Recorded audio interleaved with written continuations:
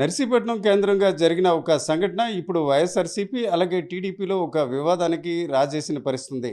ఒక రకంగా చూసుకుంటే స్పీకర్ అయ్యన్న పాత్రుడి వ్యవహారంలో ఇప్పటికే ఆ పార్టీలో ఉన్న వ్యవహారాల్లో కూడా కొంత అసంతృప్తి వ్యవహారం జరుగుతుంది.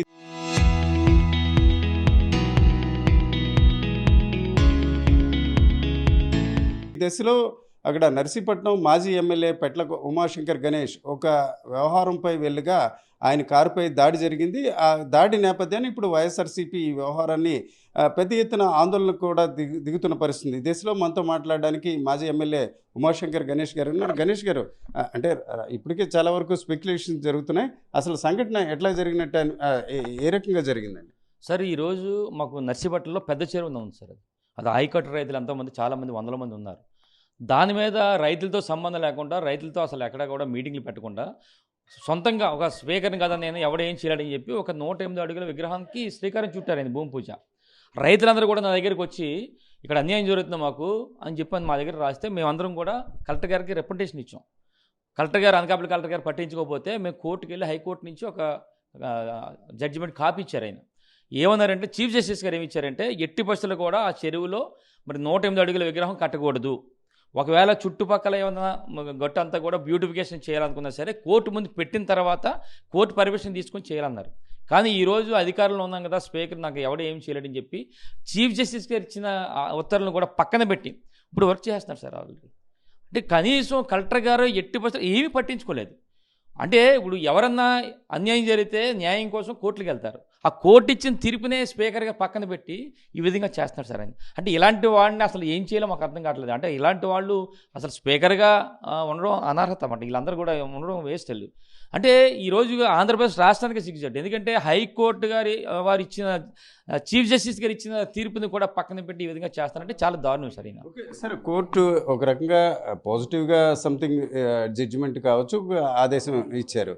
అట్లాంటప్పుడు మీరు అర్ధరాత్రి వెళ్లాల్సిన పరిస్థితి వచ్చింది ఎందుకు? పగలు వెళ్ళొచ్చు కదా. ఒక రకంగా ఈ వివాదానికి రాత్రి వెళ్ళడం వల్ల ఈ రకంగా వివాదం వచ్చింది అంటున్నారు. దాని గురించి ఏమంటారు సార్? ఇప్పుడు ఇదేంటంటే సార్, చీఫ్ జస్టిస్ గారు ఒక తీర్పు ఇచ్చిన తర్వాత ఆయన చీఫ్ జస్టిస్ గారు ఎవరైతే ఉన్నారో 24వ తారీఖున రిటైర్ అయ్యారు సార్. 24వ తారీఖున రిటైర్ అయిన తర్వాత 25 నుంచి పనులు స్టార్ట్ అయిపోయినాయి. అంటే ఒక చీఫ్ జస్టిస్గా రిటైర్ అయిపోతే ఆయన ఇచ్చిన తీర్పులు పక్కన పోతాయో మాకు అర్థం కావట్లేదు. 24వ తారీఖున చీఫ్ జస్టిస్గా రిటైర్ అయిన తర్వాత 25 నుంచి పనులు స్టార్ట్ చేశారు, 26 నుంచి చేశారు. అంటే 27వ తారీఖున మేము ఉదయాన్నే వెళ్ళి కలెక్టర్ గారికి రిపోర్ట్ చేసాం. మళ్ళీని ఇంకో 25, 26, 27 చేస్తున్నారు వర్కులు చేసుకుంటుంటే కలెక్టర్ గారు పట్టించుకోలేదు, అనకాపల్లి ఎస్పీ గారు పట్టించుకోలేదు. ఆ రోజు 27 నైట్ మళ్ళీ అక్కడ లారీలతో అక్కడ అన్లోడ్ చేస్తానని తెలిసి మరి కోర్టుకి సబ్మిట్ చేయాలి కనుక మేము వెళ్ళి కరెక్ట్గా 8:30కి వెళ్ళాను. వెళ్ళిన వెంటనే అక్కడ ఉన్న లోకల్గా ఉన్న టౌన్ సీఏ గారికి ఫోన్ చేశాను. సార్, ఇక్కడ జరుగుతుంది, అక్రమంగా జరుగుతుంది, కోర్టు ఆదేశాల దగ్గర నుంచి స్పీకర్ అయ్యేందుకు పద్ధతి వర్క్ చేస్తున్నాడు, మేము వీడియోలు తీసుకుంటాం, మీరు ఎవరైనా పంపించండి అంటే వెంటనే ఎస్సీ గారిని పంపించారు. పంపించి మేము వీడియోలు తీసుకున్న తర్వాత ఈలోపు టీడీపీ వాళ్ళందరూ రావడం, మా వాళ్ళందరూ రావడం, వాళ్ళు మా మీదకి రావడం, మా మీద అటాక్ ఇవ్వడానికి చూడడం, మా వాళ్ళు కూడా దాన్ని ప్రతిఘటించడం. ఈలోపు పోలీసులు అందరూ వచ్చిన తర్వాత మమ్మల్ని మరి అక్కడ నా కారులో ఎక్కించి పంపించే ప్రయత్నంలో వెనక నుంచి కారు అద్దాలు పగలగొట్టారు సార్. అంటే మేము వెళ్ళింది ఏంటంటే కోర్టుకి చూపించాలి, కోర్టు వారికి మన దాని తాలూకా ఏ విధంగా కోర్టు ధిక్కారంగా చేస్తున్నారో చూపించాలనే ఉద్దేశం మీద మేము వెళ్ళాం. అంతే తప్ప ఇంకేం కాదు సార్. ఓకే సరే, ఒక రకంగా కోర్టు ఆదేశాలు ఇచ్చినప్పుడు కూడా ధిక్కరించారని మీరు చెప్తున్నారు. ఈ విషయం మీద నెక్స్ట్ కంటెంప్ట్ ఆఫ్ కోర్టు అట్లాగా ముందుకు వెళ్ళే ఆలోచనతో ఉన్నారా? నెక్స్ట్ ఒక ఇంత పెద్ద ఎత్తున జరిగినప్పుడు మీరు రైతుల తరపున వెళ్ళాను అంటున్నారు.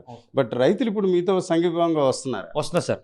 రైతులు ఏదైతే నాకు రిప్రజెంటేషన్ ఇచ్చారో ఆ రిప్రజెంటేషన్ తీసుకొని రైతులను తీసుకొని మా అనకాపల్లి కలెక్టర్ గారిని కలిసాం, అనకాపల్లి ఎస్పీ గారికి కూడా కంప్లైంట్ చేసాం. వాళ్ళ దగ్గర నుంచి స్పందన రాకపోతే హైకోర్టుకి వెళ్ళాను. హైకోర్టు వారి తీర్పు ప్రకారం ఇప్పుడు జరుగుతుంది సార్. ఎట్టి పరిస్థితులు కూడా ఇప్పుడు ఏదైతే ఇప్పుడు హైకోర్టు తీర్పుకి వ్యతిరేకంగా వీళ్ళు వర్క్ చేస్తున్నారో ఇది ఇప్పుడు ఆల్రెడీ మనం మళ్ళీ హైకోర్టు వారిని ఆశ్రయిస్తున్నాం సార్.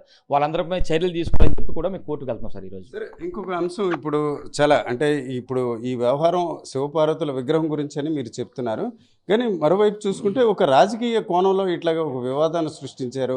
ఎవరైతే స్పీకర్ కొడుక్కి ఒక రాజ్యసభ వస్తుంది విజయ్ గారికి, ఈ టైంలో కొంతవరకు చేసినట్లయితే టీడీపీ కూడా ఒక వర్గం కూడా మీకు సహకరిస్తుంది, అందులో భాగంగా ఇట్లా జరిగింది. అది ఎంతవరకు వాస్తవం అంటారు? సార్, రాజ్యసభ అనేది వీళ్ళ ప్లాన్ సార్. అయ్యన్న పాత్రుడు ఎంతసేపు కూడా వాళ్ళ కొడుకుని ప్రమోట్ చేయాలి, రాజ్యసభ తెచ్చుకోవాలని ఒక ఆశయంతో ఉన్నాడు. మొన్న మాట్లాడతాడు అయ్యన్న పాత్రుడు, అహంకారంతో మాట్లాడతాడు, నేను స్పీకర్ని కదా, ఏం చేసినా పర్లేదని చెప్పి మాట్లాడతాడు. ఎందుకంటానంటే ఈరోజు ఒక స్పీకర్గా అధికారం ఉంది, దాంతోపాటు వందల కోట్ల రూపాయలు దోచేస్తున్నాడు సార్ లాటరైట్ మీద. సుమారుగా మన నర్సీపట్నంలో సుమారుగా 400 కోట్ల రూపాయలు ఈ మధ్యకాలంలో దోచేశాడు. అంటే ఇప్పుడు ఓ మాట అన్నాడు మొన్నసారి అయ్యనపాత్రుడు ఎవరితో అంటున్నాడు, అహంకారంతో ఏం మాట్లాడతాడంటే, 100 కోట్ల రూపాయలు నా దగ్గర ఉన్నాయి, నా లాటరైట్ మీద 100 కోట్లు వస్తున్నాయి, ఇందులో సగ భాగం మరి అమరావతిలో ఒక యువనగాడికి ఇస్తున్నాను, ఎట్టి పరిస్థితులు కూడా నా కొడుకు రాజ్యసభ వస్తుందని చెప్పి అహంకారంతో మాట్లాడుతున్నాడు. నేను అంటున్నాను, నిజంగా యువనాయకుడికి ఇస్తున్నాడో లేదో మాకు తెలియదు, కానీ ఆ యువనాయకుడి పేరు మీద ఇక్కడ 100 కోట్ల రూపాయలు దోచేస్తున్నాడు సార్. ఒకటే అడుగుతాను ఈరోజు, అంటే 100 కోట్ల రూపాయలు ఉంటే రాజ్యసభ సీట్ వస్తుందని చెప్పి అడుగుతున్నా.